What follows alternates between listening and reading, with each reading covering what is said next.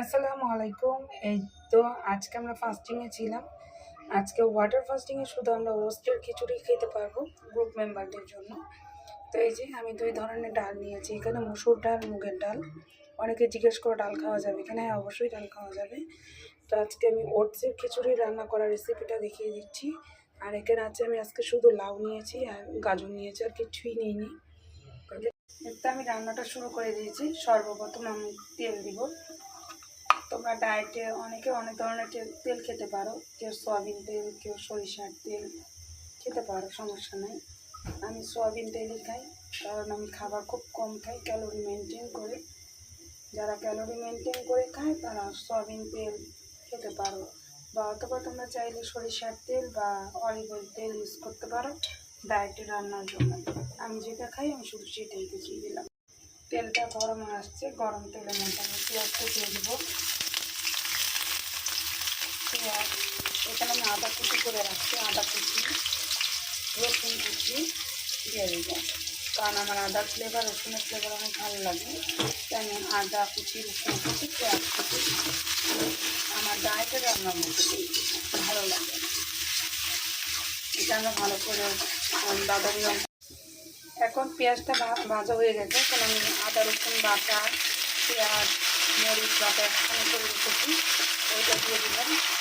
কটা শুকনো মরিচের কুচি, আমি কাঁচা মরিচ কম খাই এই জন্য, আর সাথে টমেটো কুচি একসাথে দিয়ে কিছুক্ষণ কষিয়ে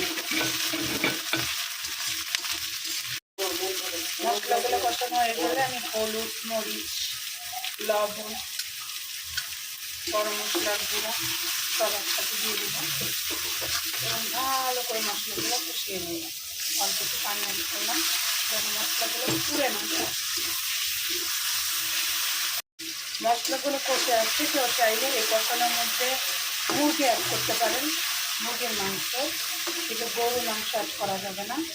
আর এই যে আমরা ডাল নিয়েছি 2 ধরনের, এরকম আমরা ডালটা দিয়ে মশলার সাথে ভালো করে কষিয়ে নেব। ভালো করে ভাজা ভাজা হয়ে গেলে আমরা এখানে পানি দিয়ে দিব, অল্প একটু পানি দেবো, পানি দিয়ে ভালো করে আবার কষিয়ে নেব।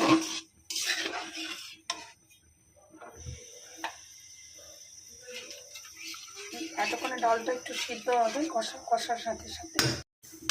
এই যে আমার ডালটা কষানো হয়ে গিয়েছে, ডালটা কষানোর সাথে সাথে অল্প একটু কিন্তু সিদ্ধ হয়ে গিয়েছে, দেখেছো? এখন আমি এখানে সবজিগুলো অ্যাড করব। তোমরা যে কোনো সবজি নিতে পারো, ফুলকপি নিতে পারো, বাঁধাকপি নিতে পারো। আমার লাউটা অনেক ডাল দিয়ে ভালো লাগে, এখানে মিক্স করে আমার টেস্ট বুঝি না আমি, ওই জন্য বেশি একটা কিছু মিক্স করি না। আবার যেটা আমি মিক্স ভেজিটেবল করি সেটা আমি মিক্স ভেজিটেবল করি। হ্যাঁ, আমার এত সময় আমি কই পাই, মেরে ঘুম পাড়ে আসছি, ঠিক আছে? তোমাদের জন্য শুধু এত কষ্ট নয়, শুধু তোমাদের জন্য তোমরা দেখে দেখে বুঝে নিতে পারো।